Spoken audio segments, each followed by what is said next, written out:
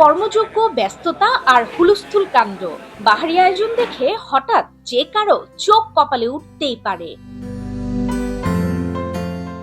আনা হচ্ছে মাছ, কাটা হচ্ছে সবজি, মুরগি কিংবা খাসিও আসছে গাড়িতে করে। মনে হচ্ছে গোটা শহরের রান্নাই হচ্ছে এক হেসেলে। ধারণাটা একেবারে মিথ্যেও নয়। কয়েক হাজার অ্যাথলেটের খাবারের আয়োজন হয় এই রান্নাঘরে। আর অ্যাথলিটদের খাবার মানেই থাকতে হবে তরতাজা। পরিমাণে যেমন সঠিক থাকবে, গুণগত মানেও তেমন হবে সঠিক, পুষ্টিগুণ সমৃদ্ধ।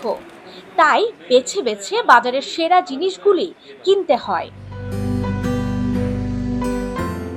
আর সেই জিনিসগুলো ঠিকঠাক কেনা হচ্ছে কিনা, মানে আছে কেমন, তার পুরোটাই তদারকি করেন বিকেএসপির ক্যাডেটরা। মালগুলো আসার পরে আমরা মালগুলা চেক করি এবং মাল ঠিক আছে কিনা এগুলো আমাদের দেখতে হয়। আবার মালগুলা ওজনে ঠিক আছে কিনা এগুলো আমাদের দেখতে হয়, কিংবা কোনো পচা আছে কিনা এগুলো আমাদের নিশ্চিতকরণ করতে হয়।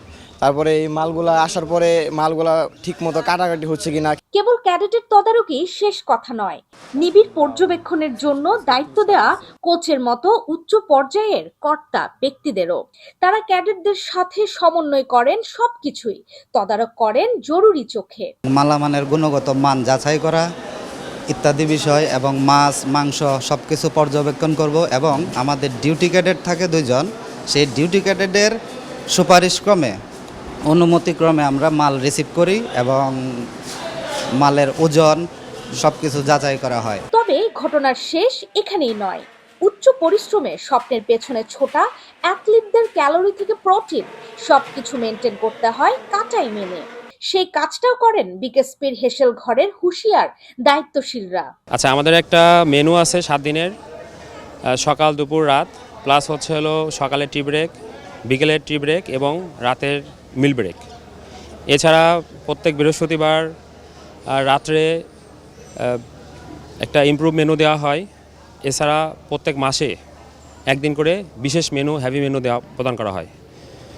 এছাড়া স্টুডেন্টদের খেলাধুলার কারণে যে ক্যালোরি বার্ন হয় সেটার চাহিদা পূরণ করার জন্য আমাদের ক্যালোরি মেনটেন করা হয়।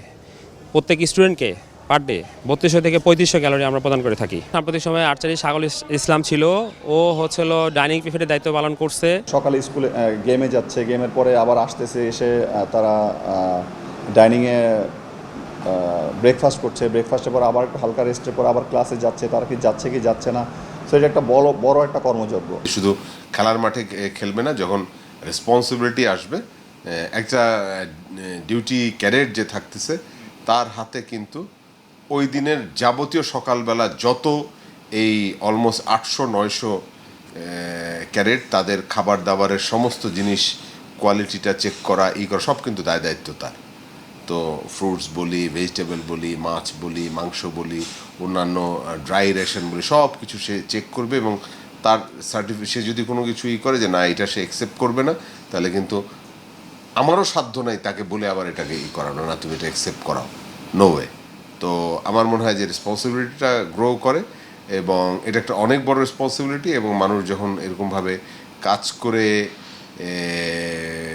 করবে এরকম পরিবেশে, তখন ভবিষ্যতে দায়িত্ব নিয়ে কাজ করার ব্যাপারে তার মধ্যে আরও সচেতনতা বাড়বে এবং ভালো কিছু সে রেজাল্ট দিতে পারবে। সবকিছু শেষে এই হেসেল অনন্য। এখানে পানাহার করেই বাজিমাত করেছেন সাকিব মুশফিকের মতো তারকারা, সাগর ইসলামের মতো অ্যাথলিটরা করেছেন এই হেসেলের তদারকি। বিকেএসপির রান্নাঘর তাই বহু গল্পে ঠাসা এক অনন্য শিক্ষালয়, স্মৃতির পদচিহ্ন এর কোনায় কোনায়। BKSP news.